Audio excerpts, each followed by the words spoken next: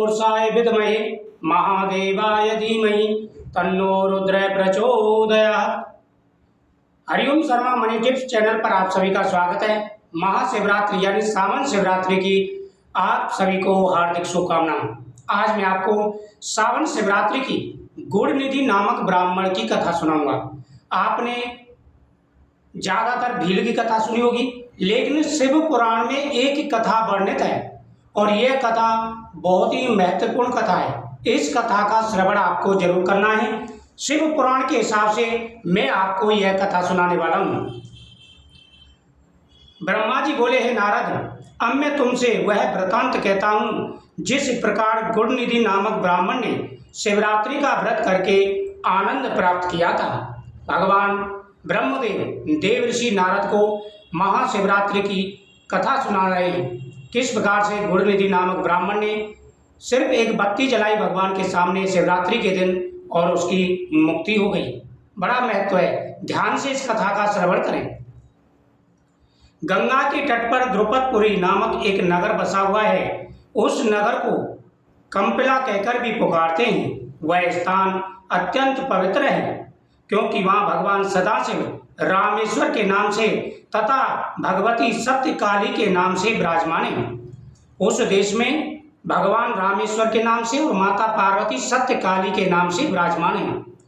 जिस नगर में वह ब्राह्मण रहता था, उस नगर में यज्ञदत्त नामक ब्राह्मण शिवजी का परम भक्त था।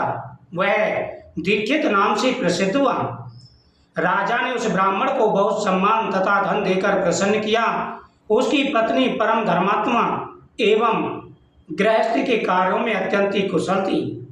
यज्ञदत्त नामक ब्राह्मण था जो कि भगवान शिव का बड़ा भक्त था और उसकी पत्नी वह भी सभी कार्यों में निपुण थी और धर्म को मानने वाली थी।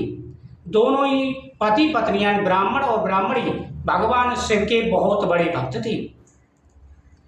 कुछ समय बाद ब्राह्मण के घर एक पुत्र ने जन्म लिया जिसका नाम उन्होंने गुड़ निधि रखा। यज्ञदत्त के एक पुत्र ने जन्म लिया यज्ञदत्त के घर और उसका नाम यज्ञदत्त ने क्या रखा? गुड़ निधि। वह धर्म कर्म ज्ञान एवं संपूर्ण विद्याओं का ज्ञाता हो गया था। उसका विवाह भी कर दिया। हे नारद, कुछ समय पश्चात गुड़ निधि बुरी संकट में पड़कर महादुष्ट बन गया। अब क्या हुआ कि गुड़ निधि जो था वह बुरी संगत में पड़ गया। बुरी संगत का असर उसके ऊपर हो गया और वह जुआ खेलने लगा, पर स्त्रियों के साथ में रमण करने लगा। अनेक प्रकार के पापों को वह करने लगा। वह चोरी, चुगलखोर, मांसभक्षी बन गया। वह अपनी स्त्री को छोड़कर पर स्त्रियों के साथ रमण करने लगा। एक दिन वह अपने पिता की हाथ की अंगूठी को कहूं जुए में हार गया। संयोग से यज्ञदत्त ने उसे किसी एक ज्वारी के हाथ में देख लिया। एक दिन वह अपने पिता की अंगूठी को चुरा कर ले गया और ले जा करके जुए में हार गया। तभी यज्ञदत्त ने एक ज्वारी के हाथ में अपनी अंगूठी को देखा और पूछा कि तुम्हें ये कहाँ से मिली है? उसने कहा, हे ब्राह्मण देव, आपके घर से मैंने इस अंगूठी को नहीं चुराया है। आपका बेटा ज्वारी है और जुए में मैंने उससे ये अंगूठी जीती है। ज्वारी की बात सुनकर यज्ञदत्त लज्जा से अपना मस्तक नीचे कर घर लौट आया। अपनी स्त्री से गुड़ निधि के बारे में पूछने लगा। जब ज्वारी ने इस प्रकार का उत्तर दिया तो यज्ञदत्त को बड़ी शर्म आई, लज्जा आई और वह घर आकर के अपनी पत्नी से कहने लगा कि तुम्हारा जो पुत्र है गुड़ निधि वह आजकल किस कार्य में लगा हुआ है? उसकी माता ने झूठ बोलकर कहा कि वो किसी बुरे कर्म में नहीं है, अच्छे कर्म कर रहा है। यज्ञदत्त ने घास मंगाई और घास मंगा करके कुसा मंगा करके जल मंगाया और उसे अपने पुत्र के नाम से छोड़ दिया, यानी उसने उसका त्याग कर दिया। यज्ञदत्त ब्राह्मण ने गुड़ निधि का त्याग कर दिया। गुड़ निधि को मार्ग में चलते चलते जब सूर्यास्त हो गया तब वह एक स्थान पर बैठकर रोने लगा। अब घर से भी यज्ञदत्त ने उसे निकाल दिया। अब वो वहां से चलते चलते एक स्थान पर बैठकर रोने लगा।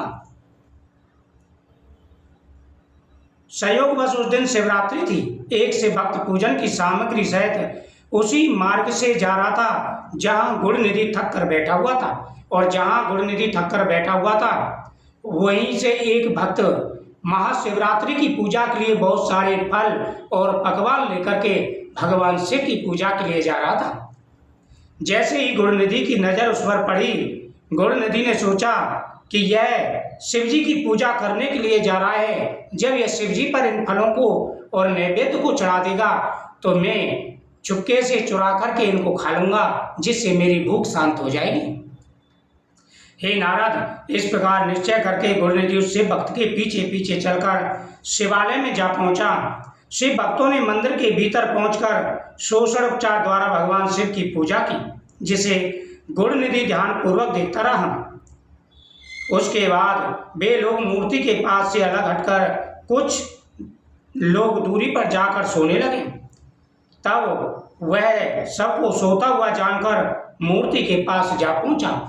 जब सभी शिव जी की पूजा कर रहे थे तो गुड़ नदी ध्यान से देख रहा था। भगवान शिव की पूजा जब सभी ने कर ली, क्योंकि सभी चार पैर की पूजा कर रहे थे, तो प्रथम पैर की जैसे ही पूजा हुई, सभी कुछ दूर जाकर के थोड़ी देर के लिए सोने लगे। तभी उसने देखा कि मंदिर के अंदर अंधेरा है और कोई भी नहीं है। वह चुपके से मंदिर के अंदर गया। मंदिर में अंधेरा हो चुका था, क्योंकि जो ज्योत थी वह बुझ चुकी थी। उसने अपनी जो उसके वस्त्र थे उसमें से अपने फटे हुए पुराने वस्त्रों में से एक टुकड़ा फाड़ा और उसे भगवान शिव के सामने जला दिया उजाले के लिए। उसने उस दीपक को हाथ में लिया और उससे शिवलिंग देखने लगा। फिर धीरे धीरे उसने शिवलिंग से कुछ खाने के लिए सामान उठाया। उसके बाद में वह दीपक अनजाने में ही उसने अपने वस्त्रों का एक टुकड़ा लेकर के दीपक बनाया और भगवान के सामने जला दिया। वह शिवरात्रि का दिन था। अनजाने में उससे दीपदान हो गया और उसने वह दीपक भगवान शिव के सामने रख दिया। तभी वह शिवालय से बाहर निकला। उसका पैर एक शिव भक्त से टकरा गया और वह नीचे गिर गया। तभी वह शिव भक्त जोर जोर से चोर चोर चोर चिल्लाने लगा। तभी वहां पर राजा के सिपाही आए और उन्होंने अपने बाण से उस गुड़ नदी का अंत कर दिया, गुड़ नदी को मार दिया। मारने के बाद में यमदूत उसे पकड़ कर के ले गए, लेकिन भगवान शिव ने अपने गणों से कहा, हे गणों, आप जल्दी से जाओ और गुड़ नदी को मेरे पास बुला करके लाओ। हे गणों, गुड़ नदी ने शिवरात्रि का व्रत रखकर हमारे पूजन को अपनी आंखों से देखा है तथा हमारा निर्माल्य भी उसने नहीं खाया है। जो व्यक्ति शिवलिंग पर चढ़ा हुआ शिव निर्माल्य खा लेते हैं उन्हें कई प्रकार के दुखों का सामना करना पड़ता है। शास्त्रों में कहा गया है कि शिवलिंग पर चढ़ा हुआ कोई भी नैवेद्य नहीं खाना चाहिए। जो शिवलिंग पर चढ़ा हुआ नैवेद्य खाते हैं उसे शिव निर्माल्य कहते हैं। उससे लोग नरक में जाते हैं, अनेक प्रकार के कष्टों को भोगते हैं। भगवान शिव ने कहा कि उसने शिवलिंग पर चढ़ा हुआ निर्माल्य भी नहीं खाया और उसने हमारी पूजा को देखा, हमारे सामने उसने दीपदान किया, इसलिए वह निष्पाप हो गया है। हे गणों, क्योंकि शिवरात्रि का व्रत सब व्रतों से अधिक श्रेष्ठ है, अस्तु हमारी कृपा से वह कलिंग देश का राजा होगा। उसके बाद कुबेर बनकर हमारे मित्र के नाम से प्रसिद्ध होगा। तीनों लोकों में वह यश पाएगा। भगवान ने कितना बड़ा पद दे दिया, कलिंग देश का पहले राजा, उसके बाद में कुबेर की पदवी उसे दे दी। हे नारद, शिव जी के मुख से आज्ञा सुनकर गणों ने यमदूत के पास पहुंचकर उनके हाथ से गुड़ निधि को छीन लिया, उसे शिव जी के पास ले आए। शिव जी की कृपा से गुड़ निधि कलिंग देश का राजा होकर दम नाम से प्रसिद्ध हुआ। उसके बाद वह कुबेर बनकर शिव जी का मित्र बनकर संसार में प्रसिद्ध हुआ। तो भगवान शिव अपने भक्तों की मनोकामना पूरी करते हैं। इसके बाद में भगवान की आरती करें और जितनी बार हो सके इस कथा का श्रवण करें। गुड़ निधि नामक इस ब्राह्मण की यह शिवरात्रि की कथा सभी प्रकार के पापों का नाश करने वाली है, मनोकामना पूरी करने वाली है। ओम नमः शिवाय।